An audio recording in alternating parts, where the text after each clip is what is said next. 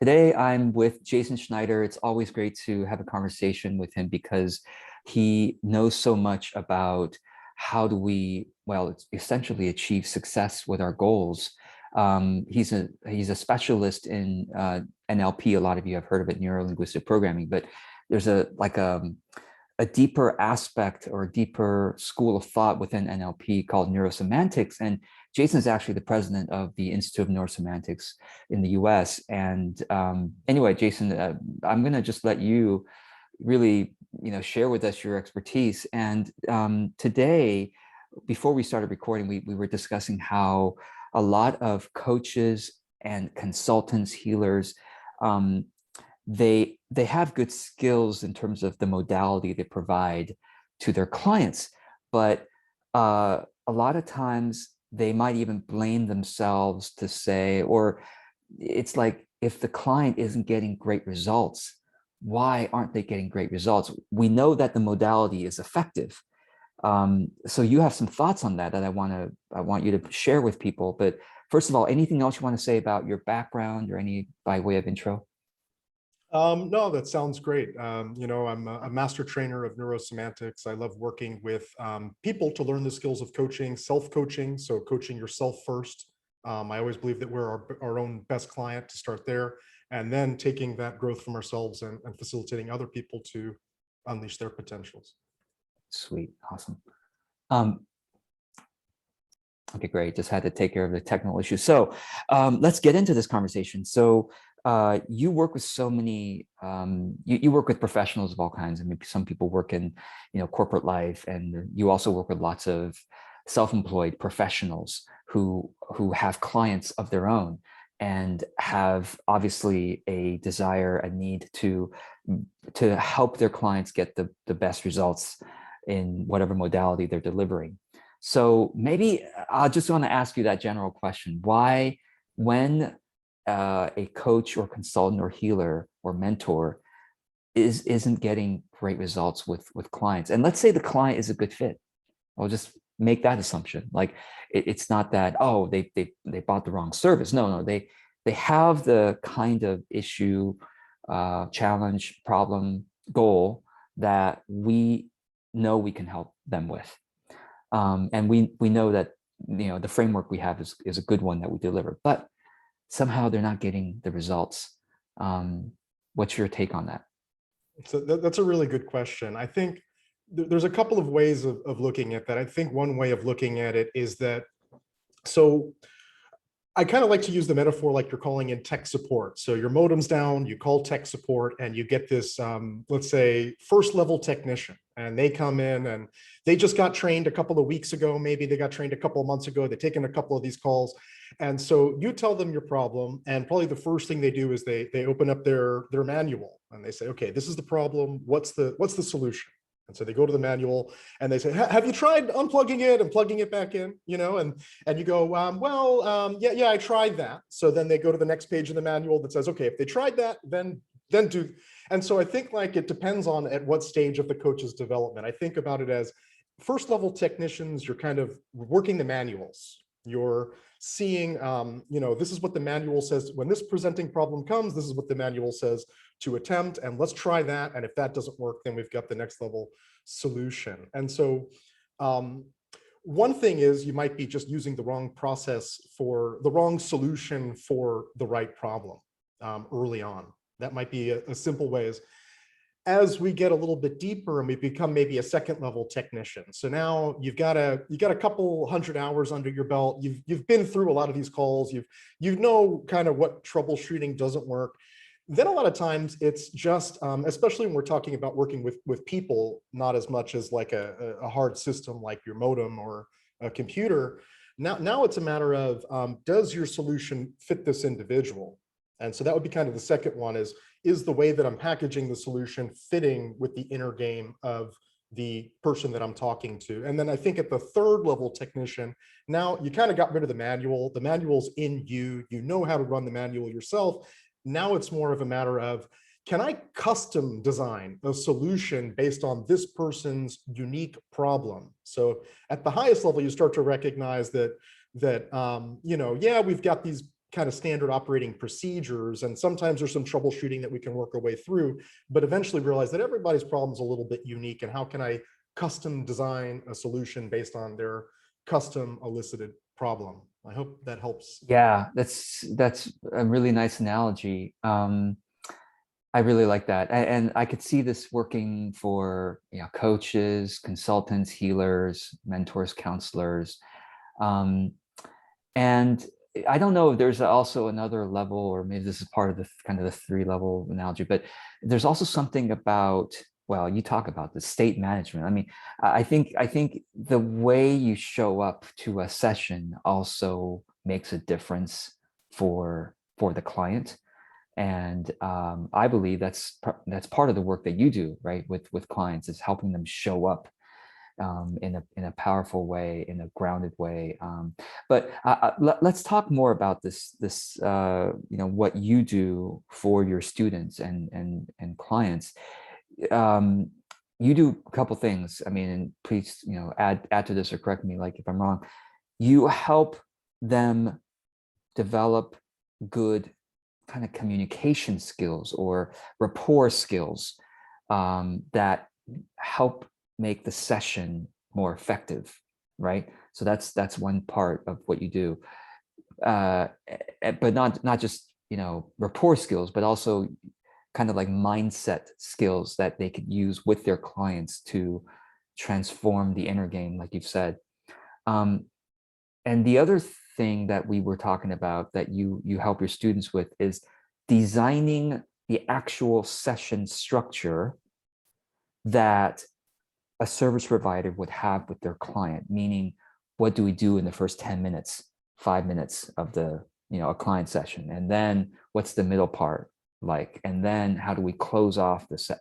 So maybe we could touch on, I don't know if we have time to touch on both of these at least briefly, but I'll let you. Yeah, I think there's two things there. So one of the things I do when I work with coaches and consultants, I do a lot of coaching supervision sessions. So I'll sit back and actually watch either a recorded session or a live happening session between the coach, the consultant, the practitioner, the healer with their clients, so that I can kind of take a step back perspective and look at what's the process that this person is running their client through, whether most of the time, surprisingly, it's not so deliberate or intentional. They weren't really trained to think in terms of the structure of the session. They were trained to think in terms of the modality. And so stepping back to go, hey, let's look at, what's your intention here, and where are you in the arc of a story of your coaching conversation? Where are you right now in that story? I love that. And a couple things. One is that you are watching a recording of a service provider with their client. I assume that the service provider has gotten permission from the client to record it for you to diagnose or to understand with the service provider. But so I guess enough clients are okay with that, where right.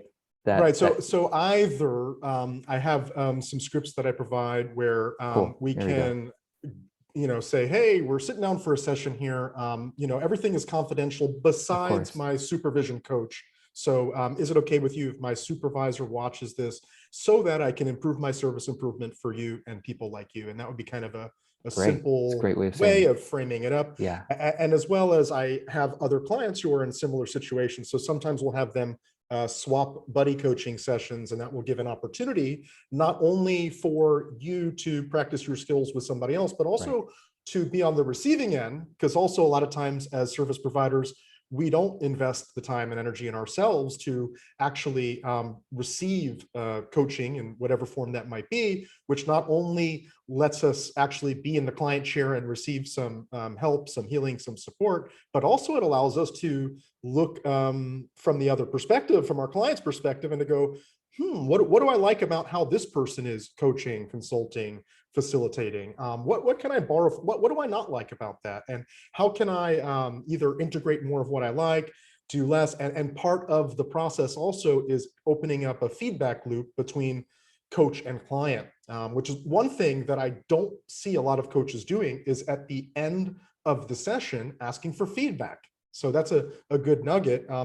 As a coach, as a consultant, as a service provider, how often do you verbally ask your clients for feedback at the end of the session to go, hey, I'm just wondering what's worked from you, from the work that I've done here today, and the work we've done so far. And if you could just be so open and honest with me to help me out, what's one thing that I could do better for you? So that everybody's different. It's not anything about me and my skills, but if there was one thing that I could do better to serve you better based on your subjective experience, what would that be? And so opening that feedback loop, not only for you as a client, but even when you're buddy coaching with another coach consultant. I really like that. And just to clarify, when people work with you, Jason, I mean, on this kind of stuff, you help people pair up as buddy coaches so that they can, and you know, the other side of it, you know, when you're working, Jason, with fellow coaches to help them improve their sessions,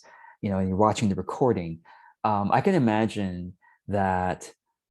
I mean, it takes courage and vulnerability by a coach to say, all right, you know, so how do you maybe say a few words about that? How do you help people feel comfortable not being, you're not critiquing them, but you see what I mean? Like so part of it is actually explaining the difference between feedback and criticism. So essentially what I'm letting the coach know is that one of the things that I actually say, so I have a structure for these sessions, just like I have a structure for coaching sessions, just like the coaches will have a structure for their.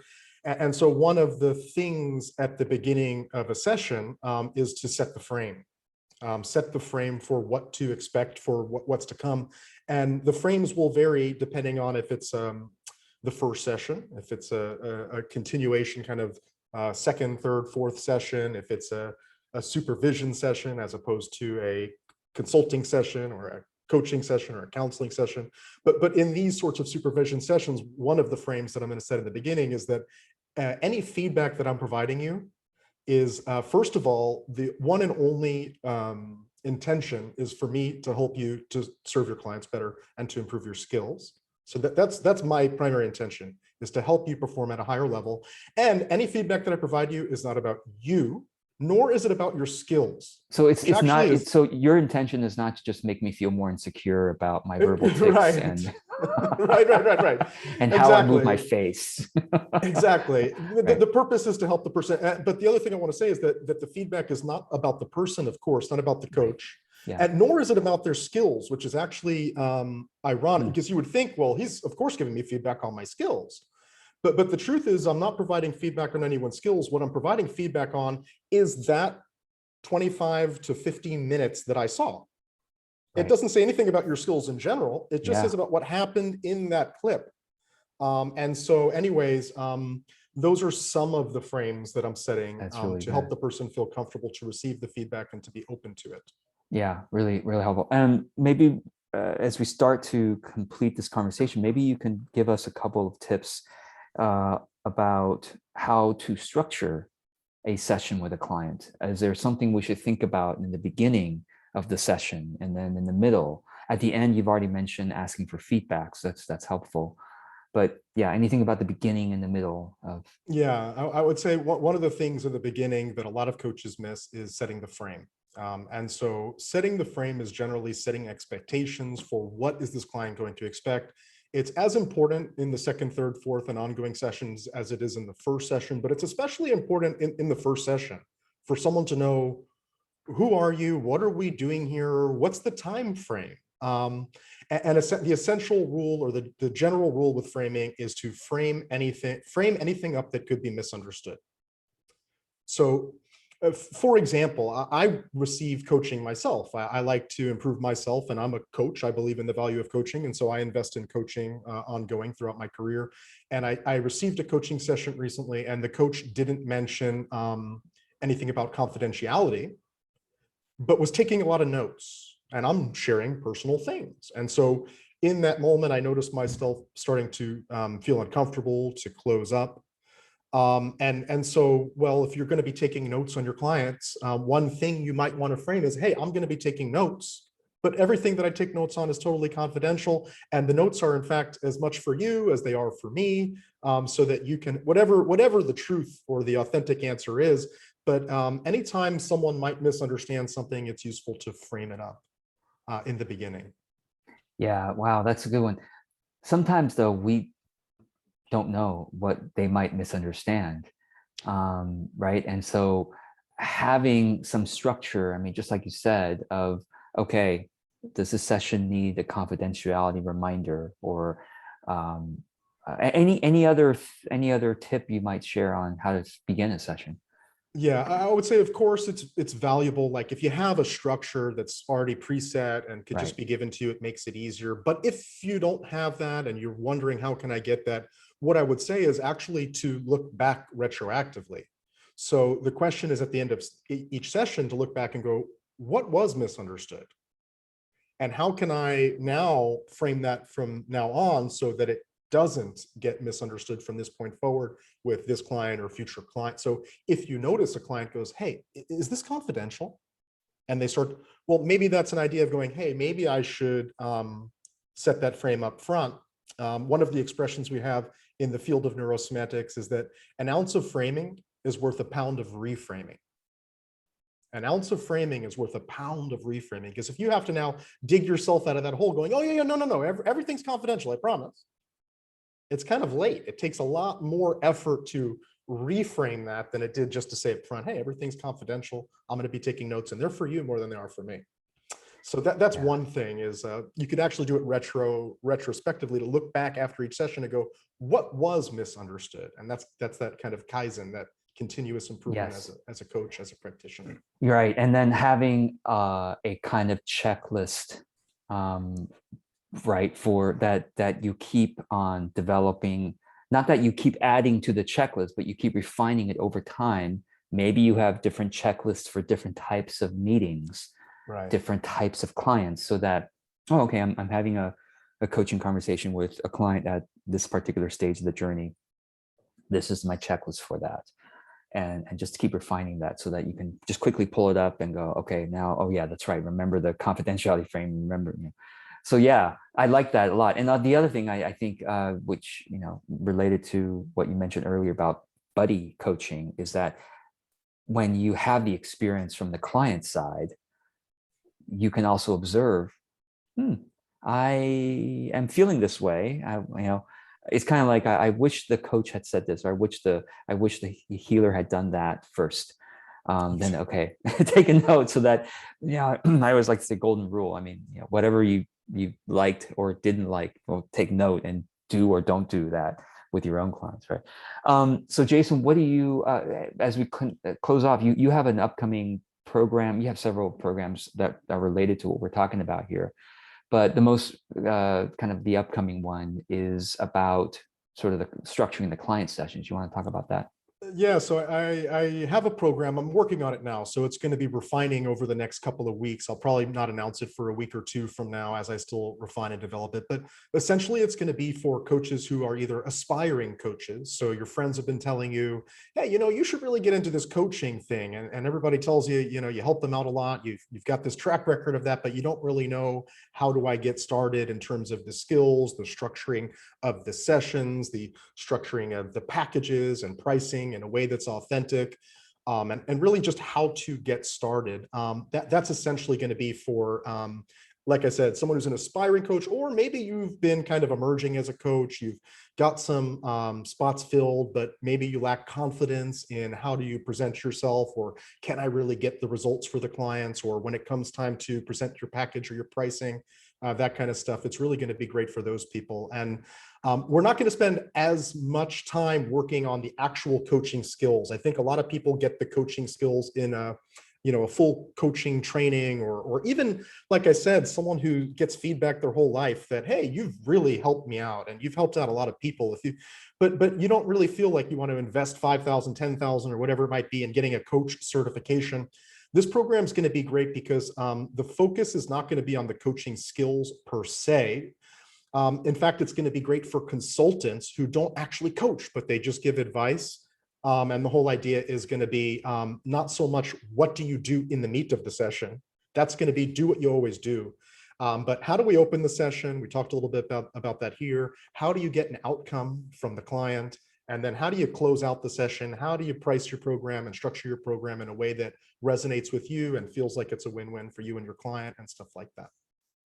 Awesome. Sounds great. And you have other programs that address the different aspects of the provider-client relationship, making that more effective.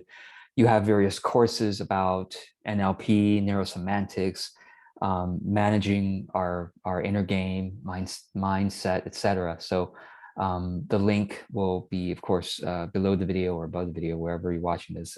So folks, check out what Jason has to offer. And you also, of course, create content. So you've got a Facebook page, YouTube channel, etc. So I'll be sure that's linked.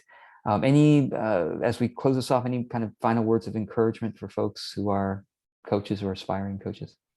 I'd say, let's see. Well, one thing I want to say is that you are exactly where you need to be right now. And the clients that will present themselves to you right now, whether it's paid or it's buddy coaching or it's just complimentary sessions to friends, family members, people you meet, you're always in the right place of where you need to be right now. And so settle into that, kind of accept where you're at, appreciate exactly where you are on your journey.